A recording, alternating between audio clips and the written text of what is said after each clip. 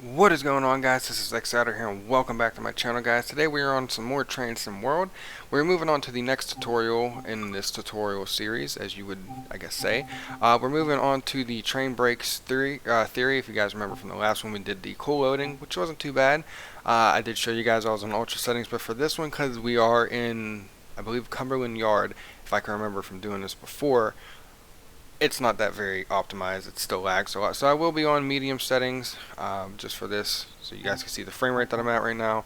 We'll see how much it drastically changes once we go into the yard. So well, actually we're at the Cumberland fuel stand, but still, it's still right by the yard. So we'll see how things go with that. Just a quick thing. I just want to know how everyone's doing and all that. Hopefully you guys are doing good. I hope you guys are enjoying this series. That I put on here. At first, it wasn't doing too good, but it is what it is. I know a lot of people did like the introduction and all that, but the tutorials are tutorials. People probably think, oh, I could just do it on my own.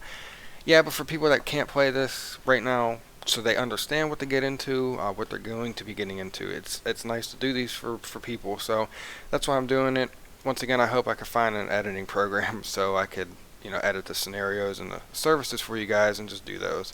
I explained more about that in the last video, but today we're going to do these brake theories and learn about brakes.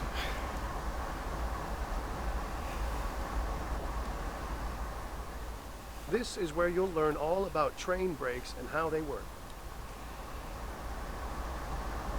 You guys see the frame rate drop drastically for being in the yard, so I wanted to point that out. On this locomotive, there are 3 braking systems available to the engineer.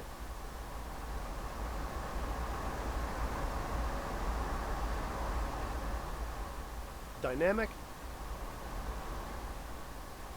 auto, and independent.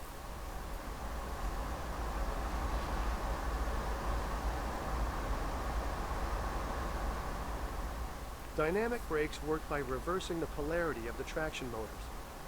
When a train is moving, this action causes resistance against the turning axles.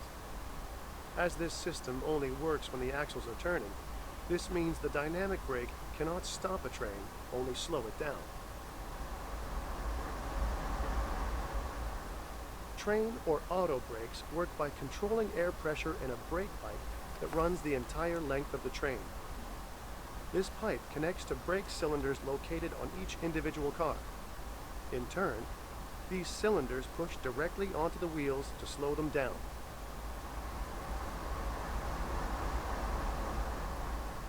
Locomotive or independent brakes are similar in operation to the auto brake. However, this brake only affects the locomotive itself, not the entire train. The independent brake is used when switching cars in a yard, or for holding a stopped train on level or low grade.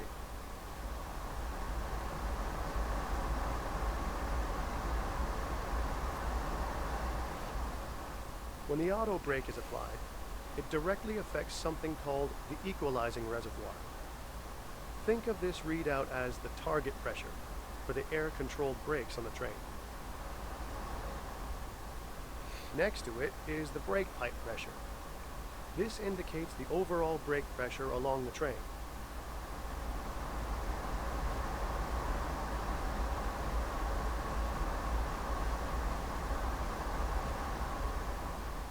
So, as the engineer, you set a desired pressure via the equalizing reservoir, and then the brake system will react to match this target.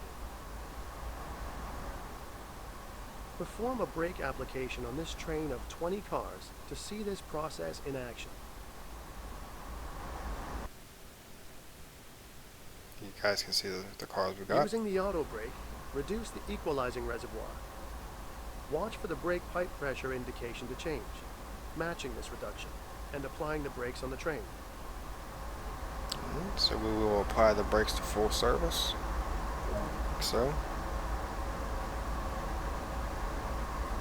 You guys can see the equalizing reservoir and the brake pipe there going down. Now let's see this same process on a much larger train. Head over to the adjacent locomotive and climb into the cab. Alright, so you guys did see how quick that did go down. Sorry for this lighting effect. I think it's from the being on the public beta. So that is an issue. Hopefully that they will fix that. It's like the cab lights coming on. I don't know. Also the screen issue too. Like if you look away from it just a bit, but it's still in view, it'll shut off, which is like this lighting. Like it's from the ditch light, I think is what it's from. I don't know. It's weird. It needs to be fixed though. So that is an issue with the public beta. One of them that I've noticed. So open this door here. We'll close it. Sit down.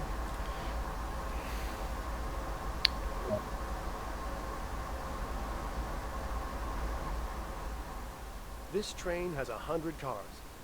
Let's see what difference this has on the reaction speed of the brakes. Repeat the equalizing reservoir reduction from before, again using the auto brake. Watch how long it now takes for the brake pipe pressure to match. The skill of the engineer is knowing when to start braking. I just wanted to get back here so I can show you guys this is a long train, so we even have a helper on here, but we'll go back into the cab. Alright, so we're back in here. Alright, now we'll put this in the full service. We'll head over to the computer screen here. Now guys, just watch the equalizing reservoir and the brake pipe.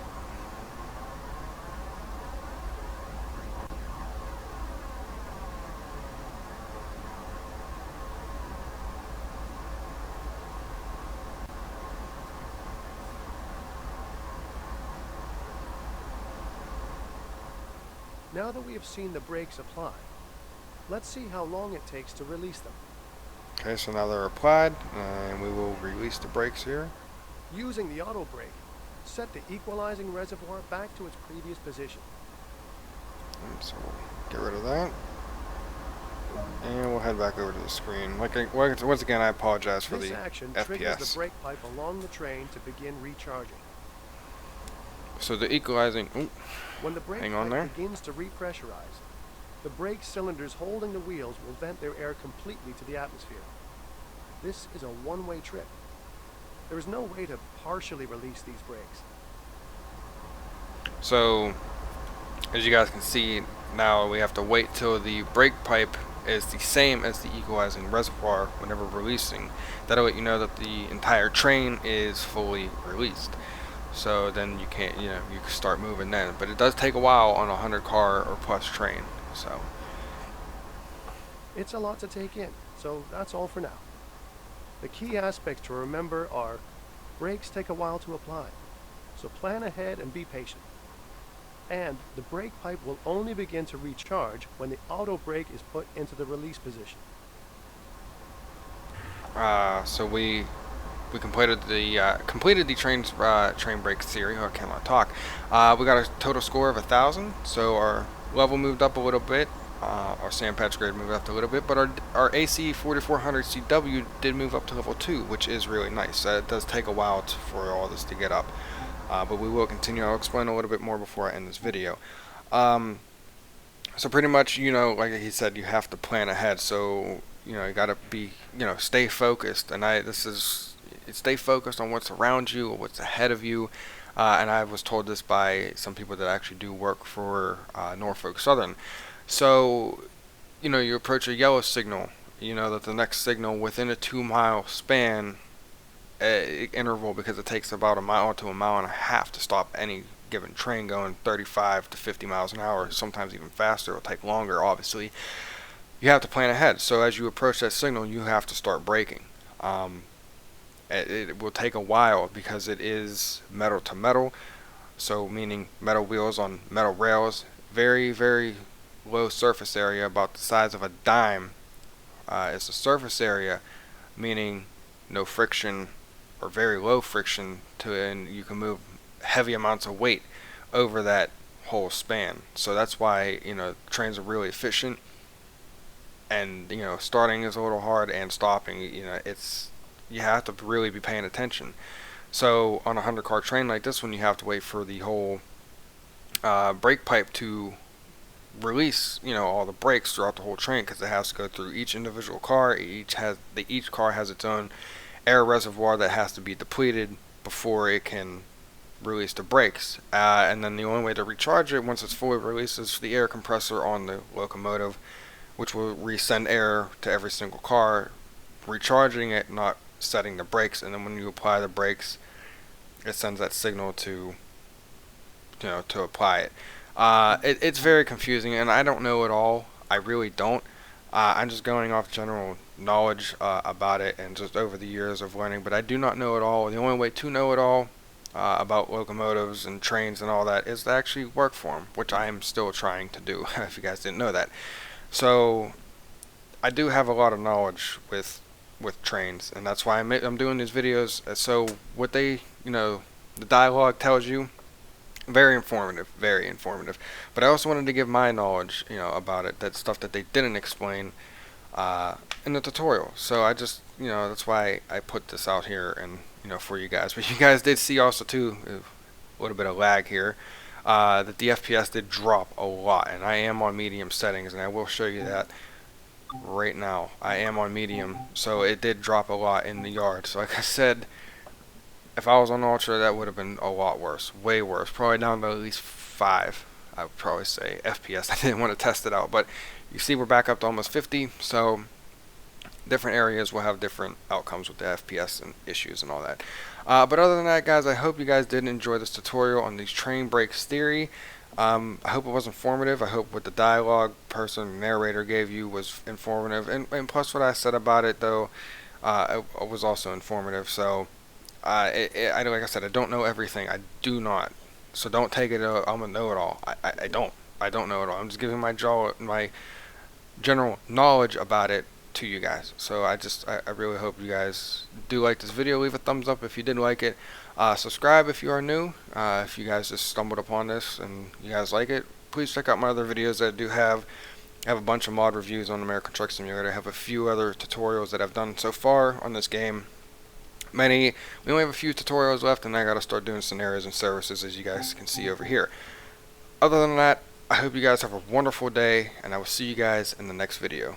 Take care.